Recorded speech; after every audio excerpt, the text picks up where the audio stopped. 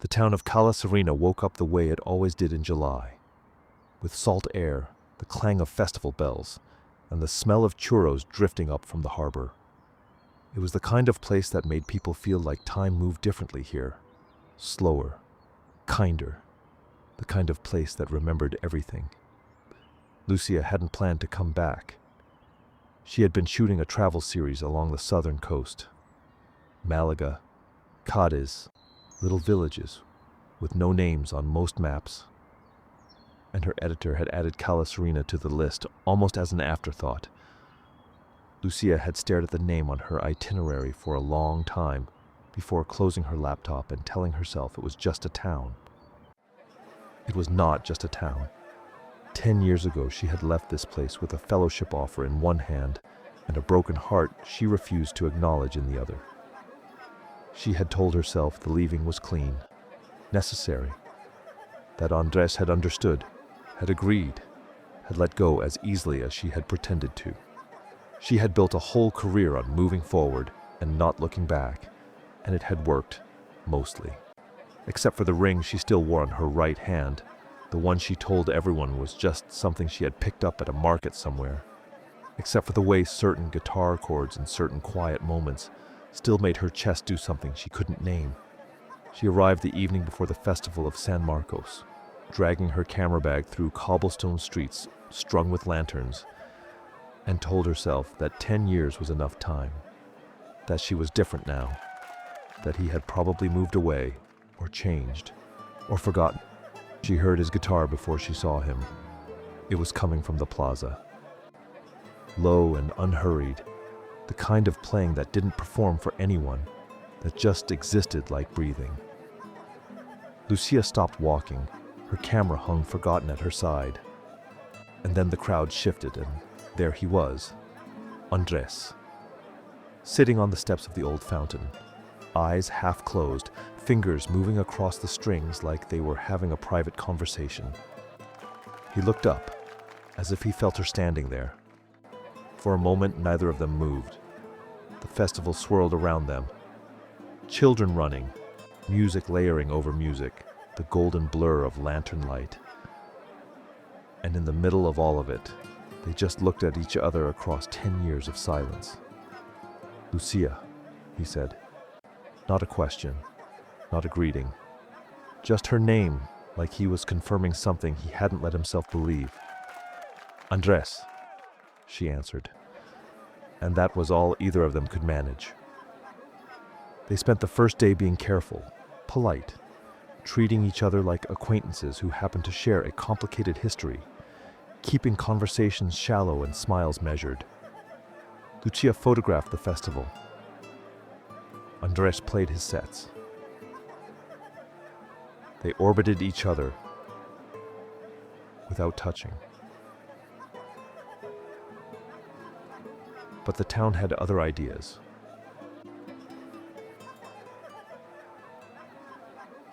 The next morning, Lucia was shooting the harbor when she heard footsteps on the dock behind her and turned to find Andres carrying 2 coffees, looking as surprised to see her there as she was to see him.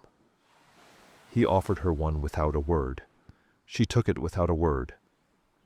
They stood at the harbor railing for 20 minutes, watching the fishing boats come in, talking about nothing.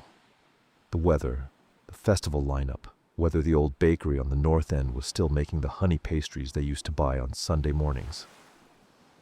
They did not talk about the past. They were both very careful not to. But the honey pastries were still there, and they both knew what they meant. That afternoon they ended up at the same narrow viewpoint above the town, Lucia shooting the rooftops and Andres on his way back from visiting a friend. He sat on the wall beside her without asking and watched her work. She didn't tell him to leave. At some point he started talking. Quietly, the way he always had, like he was thinking out loud. About his father, who had passed 3 years ago. About the music. About how the town had changed and hadn't changed. Lucia kept her camera to her eye longer than necessary, because looking through the lens gave her somewhere to be that wasn't quite the same as being fully present. "You were good at that even then," Andres said. "At what?" watching everything from just far enough away that it couldn't reach you. Lucia lowered her camera. She didn't answer, but she didn't leave either. By the second evening, they were eating at the same outdoor table because every other seat was taken.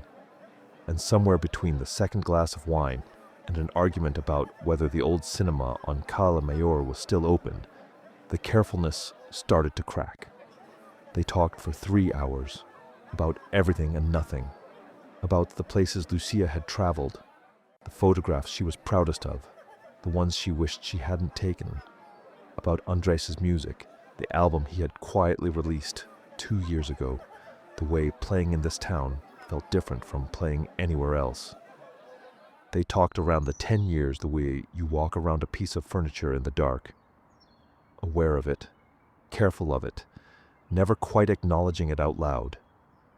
Until Lucia said, very quietly, her eyes on her wine glass, "You never wrote back." Andrés set down his glass. "I wrote," he said. "I just never sent them." The silence that followed was the loudest thing Lucia had heard in years. "Why?" she asked. He looked at her steadily, his hands flat on the table. "Because you had already decided. And I didn't want to be the thing that made your life smaller." She had spent 10 years building a story about why they ended. Told herself it was mutual, clean, the right thing for both of them. That he had moved on as easily as she had pretended to. The letters changed the shape of everything. If he had written, if he had felt all of it and chosen silence anyway, chosen her future over his own need, then the story she had been living inside for a decade was not the story that had actually happened. "I have them," he said quietly. "If you ever want to read them." She didn't answer that night.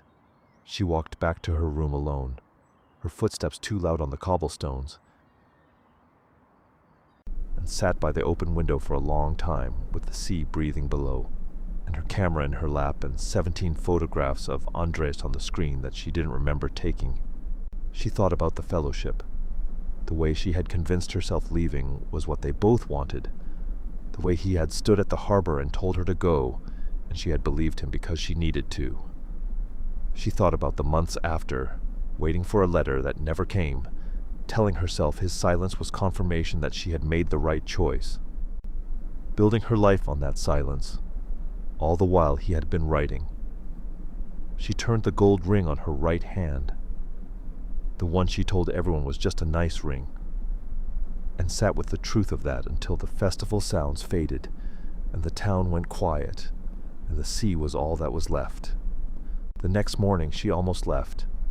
She had her bag packed and her car booked before 6 in the morning, standing at the window watching the harbor in the gray pre-dawn light, telling herself she had what she came for, and staying any longer was only going to make something hurt that she had spent 10 years learning not to let hurt. She had her phone in her hand to confirm the car. Then she put the phone down. She unpacked her bag slowly, item by item, and then sat back down by the window and watched the sun come up over the water, and didn't try to explain it to herself. The festival's final night was the brightest. The whole town gathered at the harbor for the lantern release. Hundreds of paper lanterns lifting into the dark sky over the water, drifting slowly out toward the sea. It was the kind of moment that made the past feel very close and the future feel very open. Lucia stood in the crowd with an unlit lantern in her hands and felt all of it at once. The 10 years, the ring, the photographs she hadn't meant to take, the packed bag she had unpacked, the letters that had never come and had always existed. She felt the weight of the story she had told herself and the weight of the true story underneath it. She felt afraid in a way that was different from all the other kinds of afraid she had learned to manage. Not afraid of loss, but afraid of arrival. She found Andrés at the edge of the harbor wall, 2 unlit lanterns in his hands. He offered her one without a word. They lit them together, and for a moment just watched the flames take hold. "I almost left this morning," she said. Andrés looked at her. "I know. I saw your light on at 5. She looked at him. You were watching? I was hoping, he said simply. Something in Lucia's chest cracked open very quietly, the way ice does in spring. Not breaking, just releasing.